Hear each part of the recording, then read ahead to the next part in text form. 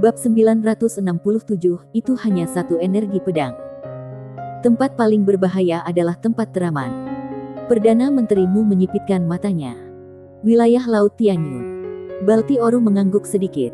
Tuan muda Ye ini memiliki IQ yang sangat baik. Dia akan berpikir bahwa kita tidak akan pernah berpikir bahwa dia akan pergi ke tempat itu lagi. Oleh karena itu, dia seharusnya masih berada di wilayah Laut Tianxing sekarang. Perdana Menterimu memandang Balti Qiu dalam dan berkata, Ketua Aula Kedua sangat bijaksana. Dia menjadi semakin waspada terhadap Ketua Aula Kedua di depannya.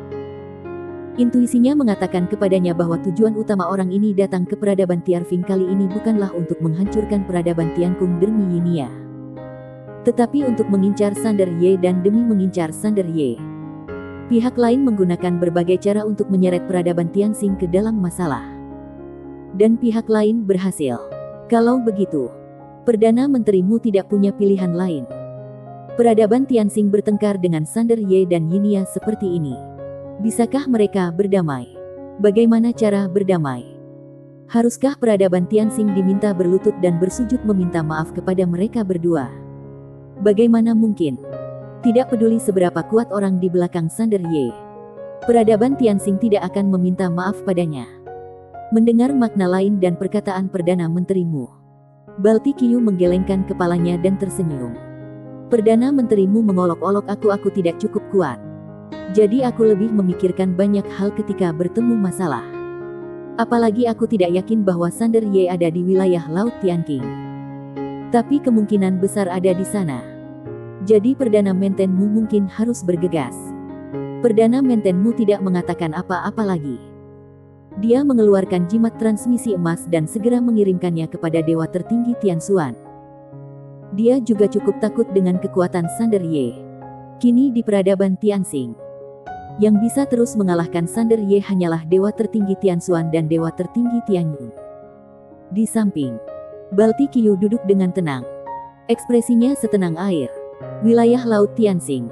Pada hari ini, cahaya misterius tiba-tiba menduduki wilayah Laut Tianyun. Dan tak lama kemudian, cahaya misterius itu jatuh di atas awan. Cahaya misterius menghilang, dan seorang wanita cantik perlahan keluar. Pengunjungnya tidak lain adalah Dewa Tertinggi Tianxuan. Dewa Tertinggi Tianxuan melihat sekeliling, dan kesadarannya seperti jaring yang langsung menyelimuti seluruh wilayah Laut Tianxing.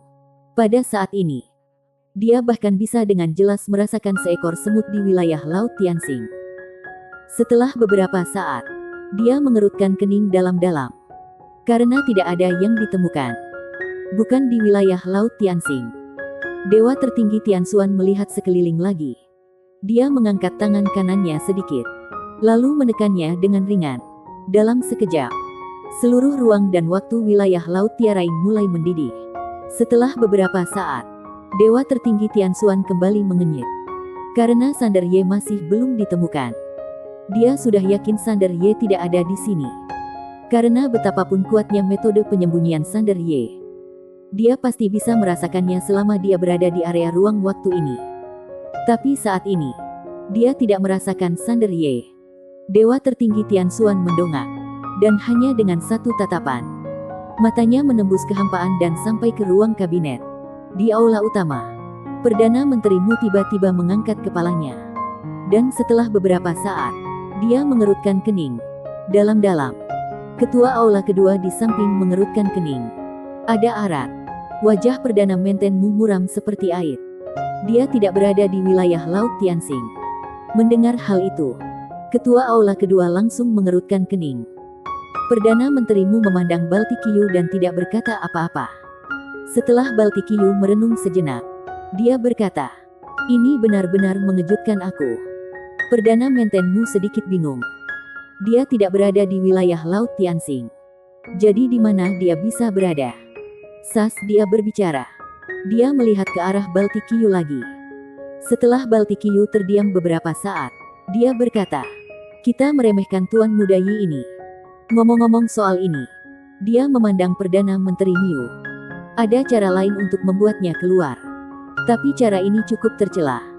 Perdana Menterimu langsung bertanya, "Metode apa?" Balti Qiu berkata, "Sejauh yang aku tahu, Dia memiliki orang kepercayaan di alam semesta dinasti Zhou, bernama Fanny Zhou, yang juga merupakan ratu dinasti Zhou sekarang. Kalau dia ditangkap, Sander Ye adalah orang yang penuh cinta. Dia pasti akan muncul untuk menyelamatkannya. Perdana Menteri Mu tiba-tiba berdin. Pengawal. Setelah suara itu turun, seorang pria kuat berbaju hitam masuk ke auta. Pria kuat berbaju hitam itu membungkuk hormat kepada Perdana Menteri Mu. Perdana Menteri Mu. Perdana Menteri Mu berkata tanpa ekspresi. Tomam Mu. Segera bawa 20 penegak hukum ke alam semesta dinasti Zhou dan tangkap warsta bernama Fanny Zhou. Pada saat ini, Balti Qiu di samping tiba-tiba menunjuk. Dan sebuah gulungan muncul di depan Tomam Mu. Gulungan ini berisi koordinat dinasti Zhou. Tomam Mu mengambil gulungan itu, berbalik dan pergi. Perdana Merenten Mu tiba-tiba berkata, "Tunggu." Tomam Mu berhenti, menoleh ke arah Perdana Menteri Mu, dan berkata dengan hormat, "Perdana Menteri Mu, apakah kamu punya instruksi lain?" Perdana Menten Mu tidak menjawab, tapi melihat ke Balti Qiu, ketua aula kedua. Seberapa kuat dinasti Zhou ini? Dengan pelajaran berdarah yang dia pelajari sebelumnya, dia tidak lagi berani meremehkan musuh. Sander Ye ini memang tidak normal. Balti Qiu berkata, dinasti Zhou adalah peradaban kosmik tingkat 4. Dan Batikan tidak memiliki orang yang kuat di ranah Kaltan. Perdana Menteri Mu mengangguk sedikit, lalu memandang Tomam Mu, derma keselamatan. Lebih baik membawa lebih banyak orang bersamamu. Tomam Mu membungkuk hormat, ya. Setelah itu, dia berbalik dan meninggalkan aula. Setelah Tomam Mu pergi, Perdana Menteri Mu mengerutkan kening dalam-dalam. Kemana Sander Veper? Ketua aula kedua di samping menoleh untuk melihat keluar aula Utarmus. Dengan sedikit keraguan di matanya, kerang ini tidak berada di wilayah Laut Tianxing, yang membuatnya terkejut. Selain wilayah Laut Tianxing, kemana lagi dia bisa pergi? Balti Qiu perlahan menutup matanya, dan aula menjadi sunyi. Saat ini, Sander V secara alami tidak berada di wilayah Laut Tianxing. Dia berada di tempat yang tidak diharapkan oleh siapapun wilayah kehidupan Tianxing. Tempat paling berbahaya adalah tempat paling aman. Dan tempat paling berbahaya bukanlah wilayah Laut Tianxing, melainkan wilayah kehidupan Tianxing. Tujuan pertamanya adalah berada di wilayah Laut Tianxing. Namun kemudian dia merasa tidak bisa karena ketua aula kedua ini tidak sederhana. Dan pihak lain kemungkinan besar akan menebak bahwa dia akan pergi lagi ke wilayah Laut Tianxing. Jadi, dia menggunakan Pedra Kingsuan ke wilayah kehidupan Tianxing. Tentu saja hal ini juga agak beresiko. Karena wilayah kehidupan Tianxing adalah tempat terpenting di peradaban Tianxing.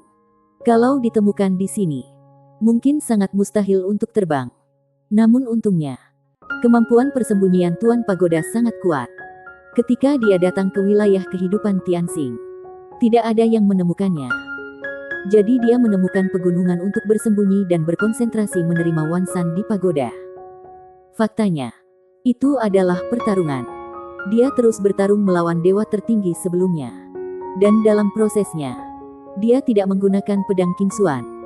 Dalam kehampaan ruang dan waktu, Sander Ye berdiri dengan pedang di tangannya. Ratusan kaki jauhnya di depannya berdiri bayangan virtual yang tidak bisa dilihat dengan jelas. Pada saat ini, bayangan virtual itu tiba-tiba menghilang di tempat Ria. Dan pada saat yang sama, Sander Ye menskam dengan pedang. Cahaya pedang muncul. Bang! Cahaya pedang segera hancur. Dan kekuatan yang kuat langsung mengguncang Sander V kembali. Sebelum dia bisa berhenti, bayangan virtual itu sudah berubah menjadi bayangan dan bergegas ke depannya. Bang! Saat suara teredam menggema, Sander Ye terbang enduan kaki dalam sekejap. Bayangan virtual tersebut hendak beraksi kembali. Ketika tiba-tiba puluhan pedang jiwa terbang keluar ruang dan waktu di sekitarnya. Dan mereka sudah berada di depannya dalam sekejap mata. Terlihat tangan bayangan virtual itu melambai berulang kali. Dan pedang jiwa yang tak terhitung jumlahnya diblokir olehnya. Pada saat ini, Sander V tiba-tiba bergegas ke depannya dan menebasnya dengan pedang tajam. Bayangan virtual itu mengangkat tangan dan menyapunya. Bang! Cahaya pedang meledak, dan Sander Ye terpental lagi. Setelah berhenti, Pedang jiwa di tangannya pecah berkeping-keping. Bayangan virtual di kejauhan tidak mengambil tindakan lagi, tapi berhenti di tempatnya. Bang! Pukulan mengerikan melanda seketika, menyelimuti Sander Ye di kejauhan. Wajah Sander Ye berubah sedikit, dan dia buru-buru memadatkan pedang Iwa lagi. Begitu pedang jiwa terkondensasi, tinju yang menakutkan menyapu ke arahnya seperti guntur. Ekspresi Sander Ye memadat. Dia maju bukannya mundur, bergegas ke depan, dan menebas kemah tinju dengan pedangnya. Bang! Saat suara berdenak tiba-tiba bergema. Semburan cahaya tinju dan cahaya pedang tiba-tiba meletus. Kekuatan yang kuat sekali lagi mengejutkan Sander Ve benalang kali. Dan pedang jiwa di tangannya hancur lagi. Setelah Sander Ve berhenti, dia meling pedang jiwa yang patah di tangannya. Tapi matanya menunjukkan kegembiman. Karena dia menemukan jiwa pedang miliknya jauh lebih kuat dari sebelumnya. Berkelaps. Selanjutnya, Sander Ye mulai bertarung secara gila-gilaan dengan bayangan virtual tersebut. Pedang Jiao Shi tangannya dipatikan berulang kali. Dia juga ditekan oleh bayangan virtual tersebut. Namun dia menjadi semakin bersemangat saat bertarung. Karena dalam proses ini pedang jiwa miliknya semakin kuat. Saat ini, dia seperti seorang pandai besi. Dan pedang jiwa miliknya seperti sebagian besi yang ditempa Clivia Bedangka pedang jiwa miliknya menjadi semakin kuat. Satu-satunya pemikiran Sander Ye sekarang adalah bertarung. Bertarung seperti orang gila. Dan terus-menerus melatihnya sendiri. Karena dia tahu bahwa peradaban Tianxing pasti tidak akan memberinya terlalu banyak waktu. Untung ada pagoda kecil. Kalau tidak, dia bahkan tidak punya waktu untuk berlatih sekarang. Saat Sander Ye berlatih dengan gila-gilaan, Tomamu memimpin 30 pelindung penegak hukum melintasi kehampaan dan datang ke alam semesta dinasti Zhou. Di suatu tempat dalam kehampaan, Tomamu melihat ke kejauhan. Di ujung pandangannya, ibu kota dinasti Zhou berdiri tegak dan megah. Karena penjelasan Perdana Menteri Mu, dia tidak meremehkan dinasti Zhou kali ini dan membawa 37 master tingkat puncak. Pada saat ini, seorang pelindung tiba-tiba berkata, "Petugas penegakan hukum. Alam semesta ini hanyalah peradaban kosmik tingkat rendah tingkat 4. Satu api langit bisa menghancurkannya, kita datang sebanyak ini ke sini. Bukankah agak canggung?" Tomamu memandangnya dengan ringan. Lalu berkata, "Jangan meremehkan dinasti Zhou. Sepertinya ada energi pedang di Sikonon ditinggalkan oleh orang di belakang Sander Ye. Lebih baik berhati-hati. Sebelum datang, dia secara khusus menyelidiki dinasti Zhou ini. Sehingga dia mengetahui bahwa wanita bergaun polos sudah meninggalkan energi pedang di sini." Pelindung itu mencibir. "Tuh hanya energi pedang. Aku akan menghancurkan Mia." Setelah mengatakan itu, dia hendak mengambil tindakan. Tapi dihentikan oleh Tomamu. Dia menatap dinasti Zhou dan kejahan. "Perdana Menterimu memberikan instruksi sebelum kita datang ke sini. Tidak boleh meremehkan musuh. Jadi ayo maju bersama. Maju bersama." Karena itu, 30 orang itu berubah menjadi 30 berkas cahaya dan bergegas menuju Temibok kota dinasti Zhou di kelauhan. Bersambung.